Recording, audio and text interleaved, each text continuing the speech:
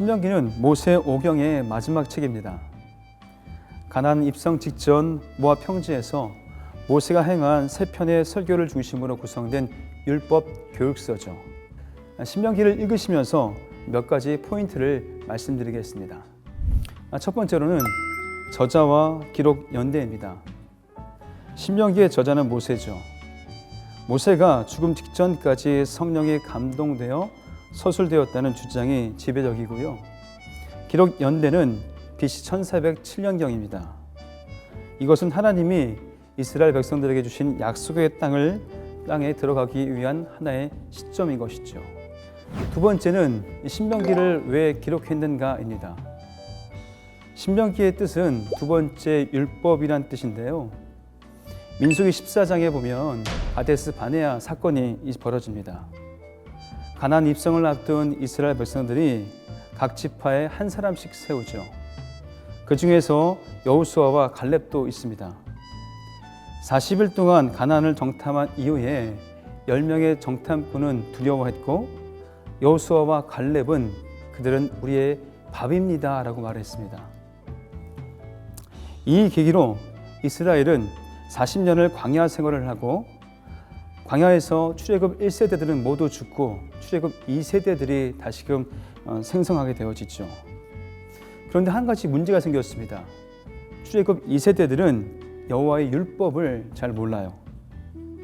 가나안 땅은 우상 숭배가 만연한 땅이었습니다. 이런 곳에서 하나님의 백성으로서 살아가려면 가장 먼저 할 것이 무엇일까요? 그것은 바로 거룩입니다. 거룩하게 살게 하기 위해서 신명기를 주신 것이죠. 여러분, 우리에게도 세상살이의 법칙과 방법이 있어요. 그런데 세상살이 잘 사는 것 참 좋아요. 하나님께서도 아마 그것을 원하실 것입니다. 하지만 그것보다 더 원하시는 것은 이 세상살이 가운데에 거룩한 백성으로서 살아가는 것입니다. 이 포인트를 잊지 않았으면 좋겠어요. 신명기를 읽으실 때 이스라엘 백성들에게 주시는 그 메시지가 바로 오늘 우리에게 주시는 메시지라는 것이지요. 또한 세 번째로는 여호와는 한 분이시다라는 것입니다. 이스라엘은 이미 여호와 외에 다른 신들을 경험했습니다. 그리고 우상들이 많은 이 가나안 땅을 들어가면 유혹들이 많아요. 여러분, 우리가 사는 세상도 우상들의 유혹이 많지 않습니까? 이런 백성들에게 하나님은 유일하시고 하나님은 한 분이시다라는 것을 가르치기 위해서 신명기를 주셨다는 것이죠. 또 네 번째로는 하나님은 신실하시다라는 것입니다. 창세기부터 모세오경, 신명기까지의 말씀을 읽다 보면 참 놀라운 일들이 참 많습니다. 하나님의 권능과 하나님의 은혜와 그리고 그 무엇보다도 죄악을 저지르는 이스라엘 백성들에게 가나안 땅을 이끌기 위해서 신실하게 인도하시는 그 하나님을 우리가 목도할 수 있다는 것이죠. 신명기를 읽으시면서 그 신실하신 하나님을 경험하기를 소망합니다. 마지막 다섯 번째인데요. 지켜 행하라입니다. 지켜 행하라는 하나님의 명령이죠. 신명기 10장 12절의 말씀에 보면 이렇게 되어 있습니다. 이스라엘아 너의 하나님은 이라고 되어 있습니다. 이것을 영어 성경에 보니까 이렇게 되어 있더라고요. And now Israel. And now 시간적 부사입니다.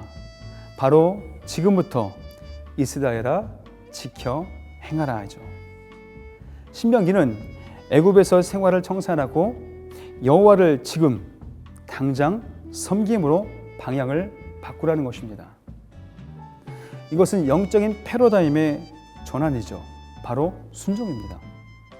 오늘 신명기를 읽으시면서 지금 바로 주님 앞에 우리는 순종해야 합니다.